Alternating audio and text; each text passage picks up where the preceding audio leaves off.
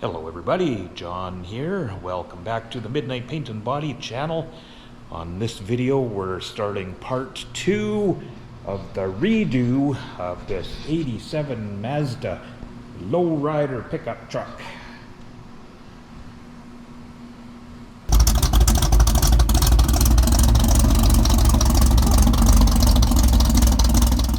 So if you didn't happen to see the first one, yeah, really cool little 1987 Mazda truck. Fella that owns it has owned it since it was a year old. He drove it to grad. His son graduates next year, and he's hoping that his son will drive it to graduation. So that is the deal. Now this is just a side job, I guess. We're actually trading some labor. So I've been working on this just on Saturdays and evenings, and when I have some of my very limited spare time. So the first video, we got most of the body work done where we left off last time. I had roughed in all of the body work on the passenger side here. Cab corner was super caved in and just filled before, so we welded some tabs on it, pulled it out, ended up having to section in a little piece. And yeah, bodywork is roughed in, not finished, but pretty basic stuff. What you didn't see since the last video, I actually did end up cutting the windshield out, and I've started cleaning up the windshield opening, but you see the rust has actually gotten in here pretty good. So that's not the kind of rust that you can just clean up. I am going to have to sandblast this window opening, but I'll do that later. Obviously I've got it up on the blocks, so it takes a little bit to get it outside, so that can be done even just before primer kind of thing. So we're gonna do that. We're gonna start off, guys, with a really quick product review. Bear with me. You know, I'm gonna take whatever opportunities I can get for this little stuff because it all helps. So this company Auxito has sent me this cordless battery air pump to try out. So I figured, now this isn't a setup, this truck has 2 flat tires from sitting, so I figured it was a good opportunity to give this little guy a try here. Hey guys, just a really quick edit here. When I started this video, I didn't have my ducks in a row. I couldn't find the information Auxito had sent me. So the Auxito air pump. Now these guys, their main gig seems to be making high quality LED headlight bulbs. They reached out, asked if I wanted to review some of their headlight bulbs. Didn't really fit with anything autobody related.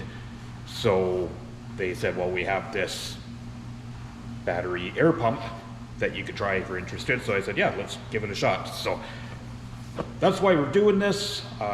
Just want to tell you real quick, I've used this a whole bunch actually, and it works really well. So there's going to be a discount code in the description for the video. Use code Midnight Paint and Body if you're ordering. I believe these are 99 bucks before the discount. I personally like it. You know, you can get the ones where you've got to put in your battery from your battery tools, but to me this is just handier just to leave in your rig, because then you're not leaving one of your expensive batteries with it. So that's just my take on it. So back to the video. Use the link, support the company. Thanks guys. All right, so let's see what we got.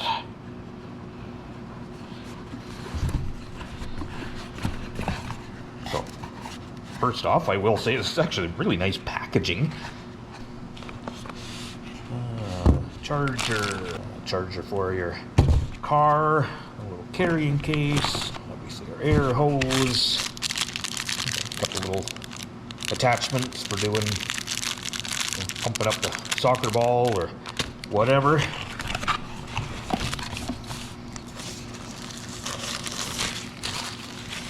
So it is a nice compact little unit. All right, let's just take that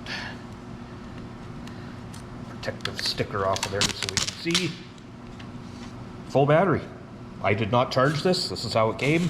And actually I've had it for about a month, I think. So obviously I should read the instructions, but I'd say, so, you know, I'm just gonna leave that there. So it's set to 35. This is said to be a smart pump.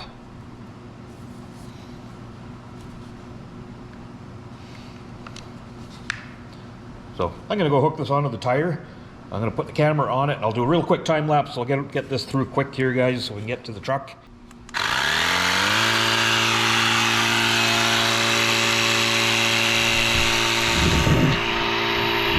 All right, let's see how long this takes.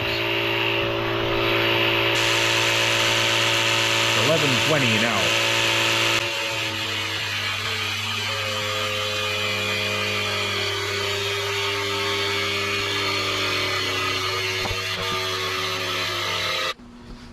Okay, 11:26. Oh, I don't know, 5 minutes for that little guy to pump the tire up. From completely dead flat. I think that's all right. Now, obviously I have air in the shop and I could have pumped that up in 30 seconds, but, you know, we just wanted to try that out. I don't know, guys, I think for the price, you can't go wrong. For me, I think, you know, it seems like every time I go out to my riding lawnmower, it's got a flat tire. Like something like this would be ideal for that. I do a little bit of drag racing, so we're always playing with air pressure and tires, so it would be great for that.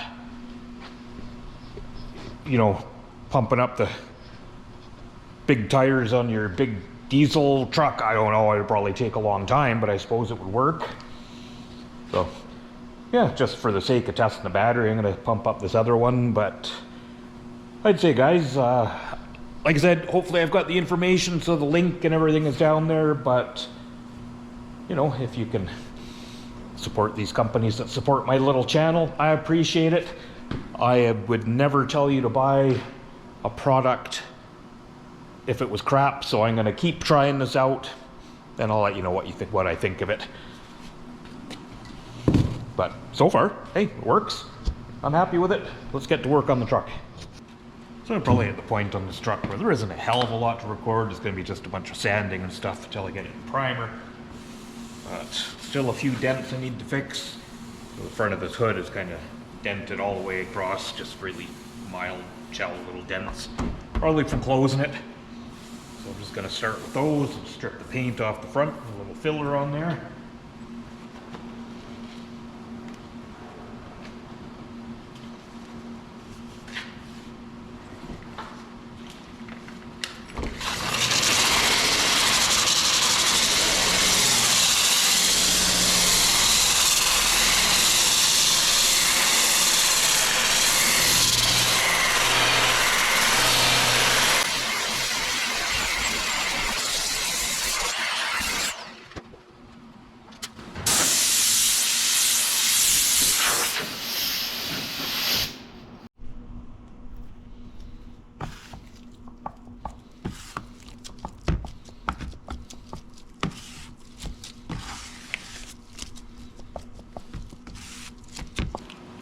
This is really basic bodywork here.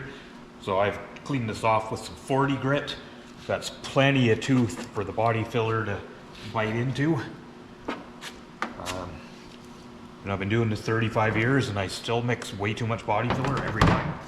Kind of like making pasta. I never quite figured out how to just make one portion.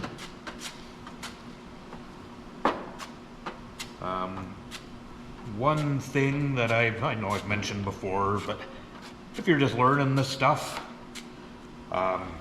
fill big. You know, I had a dent here and a dent here and it's kind of wavy. If I tried to just fill this dent and fill this dent, and then I'm going to block it out, and then I'm going to have more waves, you're better off just to fill a big area, and then this will all get blocked down uniform, nice and flat. Hoods, if these were deep dents, you don't want to use a lot of body filler on a hood. You know, right here, this is where the hood gets closed. Hoods get hot and cold, they vibrate. Body filler will fail if it's used too heavily on a hood. Now this is a really thin skim. By the time I block this off, there's going to be very little, a little bit left in the dent. But in my opinion, you just don't want to use heavy filler on a panel like this. Alright, so we'll let that cure up. While that's curing, I'll probably just move on to sanding on the hood.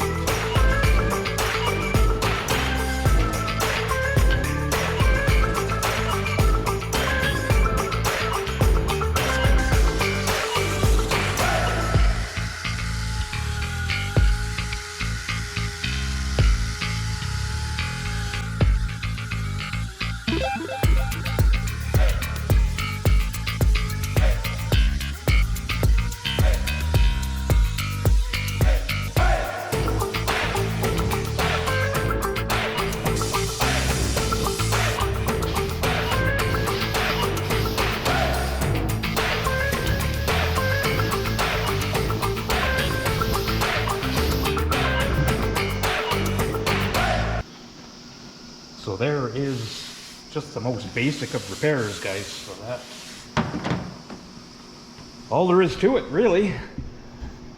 Get my camera in a little closer. So as you can see, that's just a real skim of body filler. Always use your feel. If you can feel it, you are going to see it. Always make sure your coarse scratches are feathered out really well, because that's the stuff that will shrink and come back. But you know, that's a nice repair. It's ready for filler, or for primer, sorry. And it's not going to take much. So don't overcomplicate it. It's not that hard. Yeah, your feel. Rely on these things.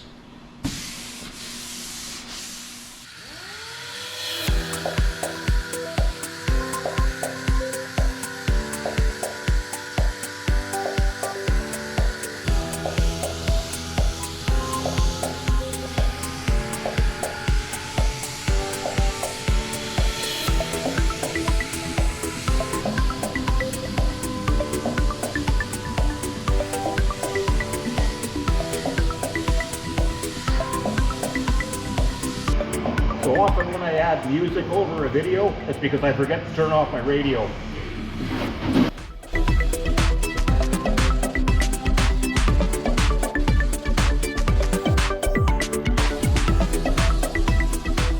I'm going to show you guys a cool little attachment I came up with for my handheld sandblaster.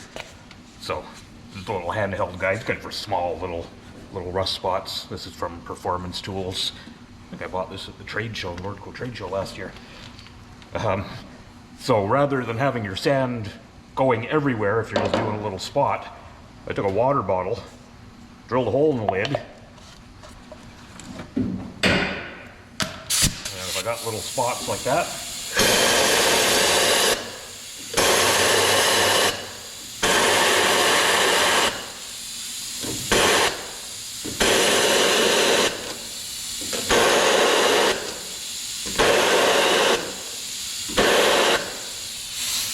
now, obviously, it still makes a mess, but it contains most of it. I could actually reuse that sand. And I'll show you something else that works good with this. So the other cool thing, I think is cool anyway, when I refill this guy, I can just use this.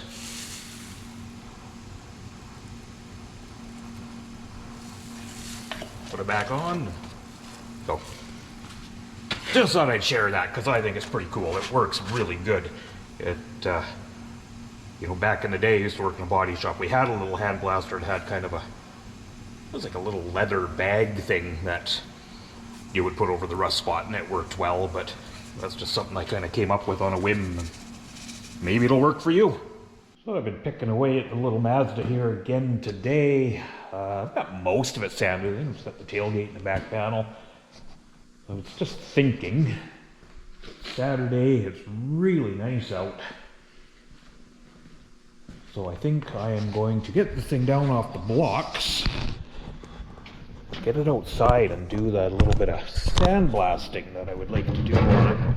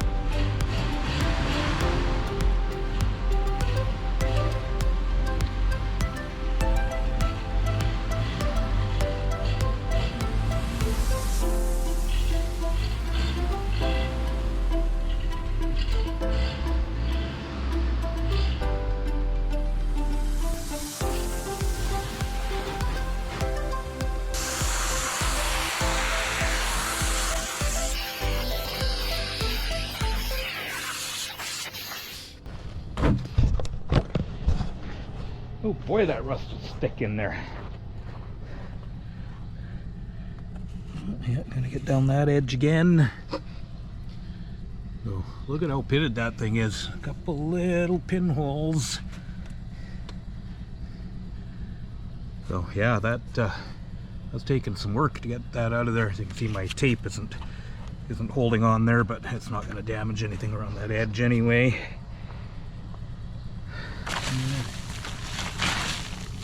Okay in there. So I'm gonna hit that a little bit more. Get a little bit I want to do around the back. We'll get this thing back inside. So I just brought the little Hot Wheels back in. I'm just gonna move stuff out of the way, do a little bit of cleaning up for a few minutes. But someone was asking recently about my sandblaster, about what I use. So this machine, I mean, this, if you're not familiar, these are like just a pressure pot style.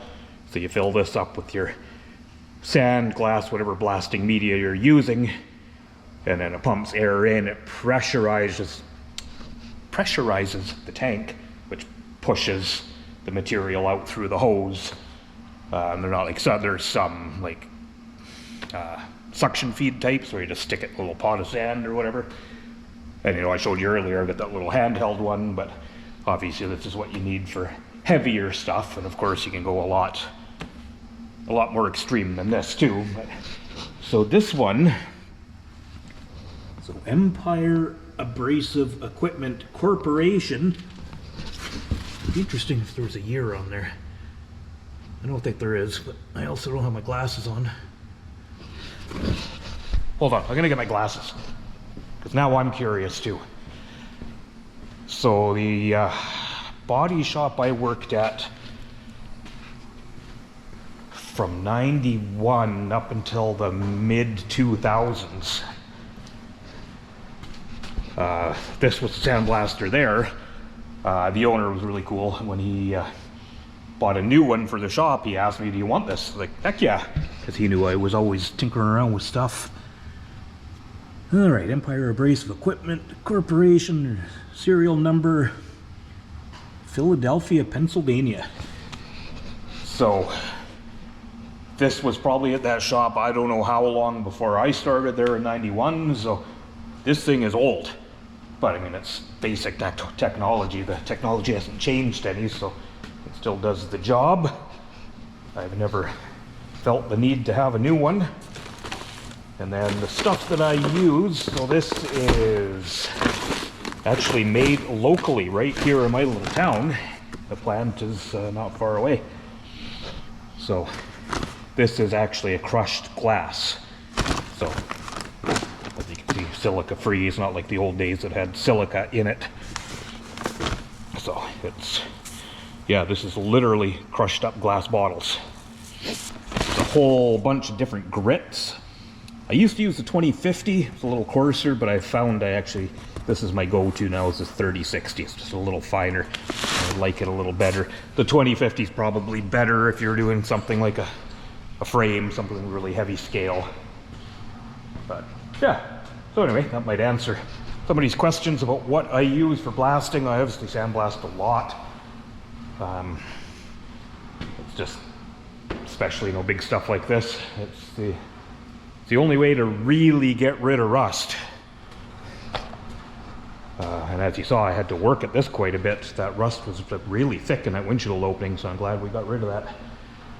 So, a little cleanup, and we'll get back to the truck shortly.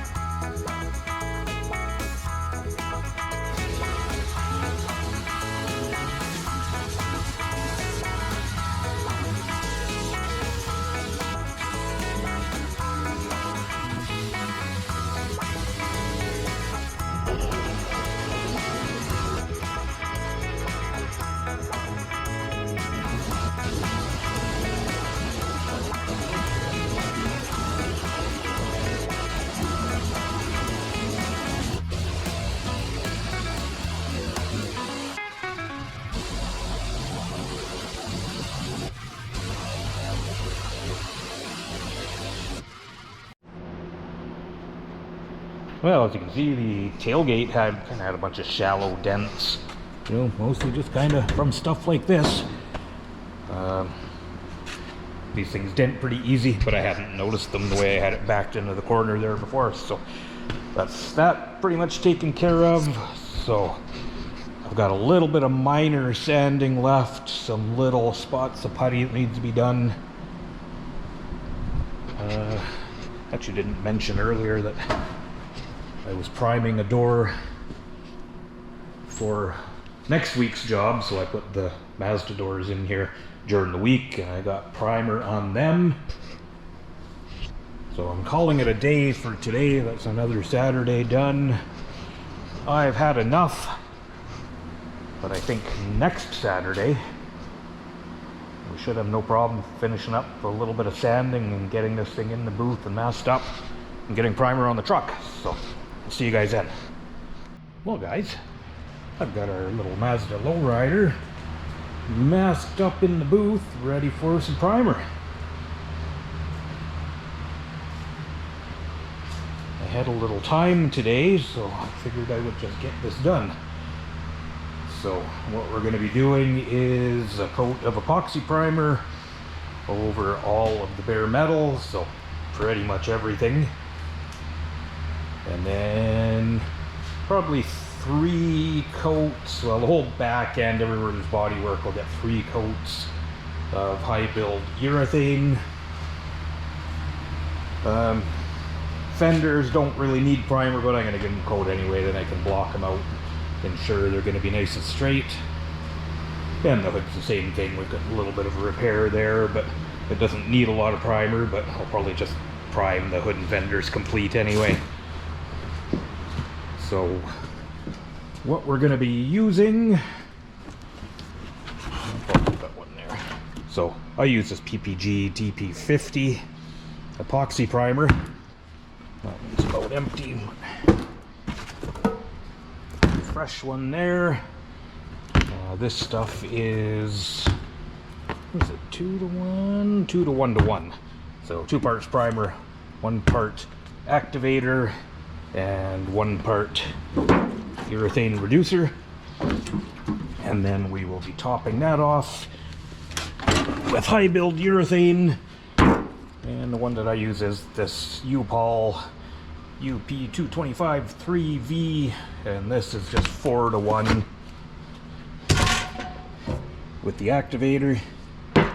I tend to add a little reducer to it, otherwise it's actually really thick. It doesn't spray very well. So I use both that one, and I often use the Shopline GP355 as well. This one just has a better build. I will use the Shopline urethane for smaller stuff, but stuff like this where I actually need some build so we can smooth out the bodywork, we're definitely using the U-POL. So I'm going to mix up some primer, and we're going to get spraying.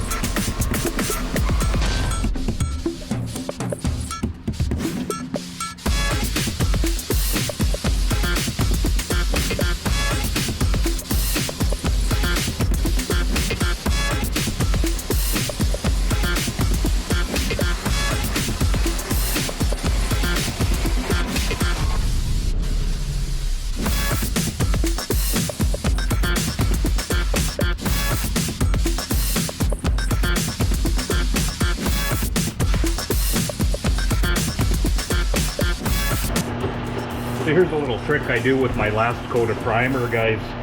I like to just add a little bit of black paint to it. Just a little black base coat. And just darken up that last coat just a hair. Then it gives you a bit of a guide coat when you get to your prepping stage. So remember, when you're doing your primer, make sure you're really flashed off well in between coats. You don't want to recoat too soon. If it's kind of flashed off, sort of dryish to the touch, you're okay to recoat it. While these modern materials, unlike old lacquers, these do dry chemically. There's a chemical linking that happens as they dry, where like the old school lacquer primers, they dried mechanically. It was just the solvents came out. Once all the solvents were out, it was dry. These also release solvents while they're drying. So if you recoat too soon, you could have a top coat drying faster than what's underneath because you've sealed it up. And then eventually this primer underneath can still be releasing solvents, and it can cause problems, solvent popping and bubbles in your primer. So just something to keep in mind.